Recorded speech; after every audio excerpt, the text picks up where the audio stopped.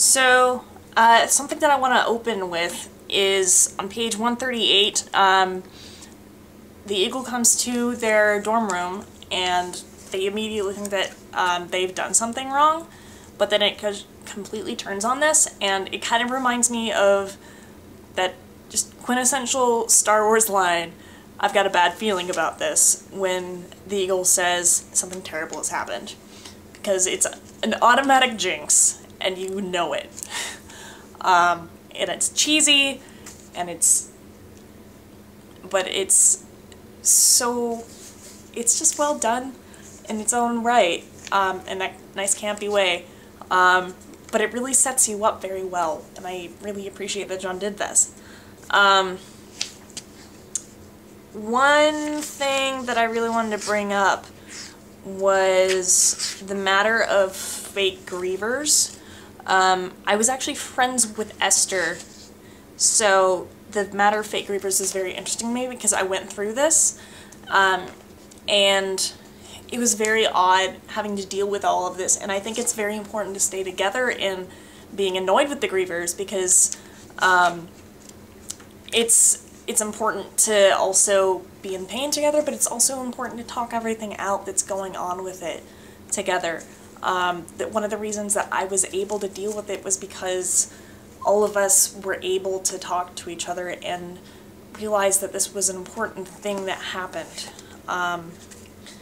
And I had days that I would just break down in front of the bio building and start sobbing. But I could immediately text Katie or Manar or anybody, and they would answer it and they would be able to help me through this and recognize that this is going to be a healing process, not just a, I'm sad about this. But anyway, Madeline, you brought up the fact of you have no idea what else to be.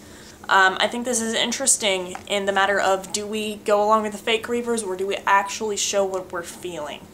And it's important to stay together when you're broken, as I've said. Lisa, I think the matter of loving something even in the past when you realize that it has changed is important to note. As everyone, I had an 8th grade terrible music phase, but I loved it then. And before VidCon, I romanticized all these YouTubers not thinking they were actual people, but that has really helped me shape as who I am as a person. And it's important to realize that I once thought that way, but it doesn't have to stay in the past. It still changes the present. Annika, things that are weird to me about the essay, it doesn't read like an essay to me.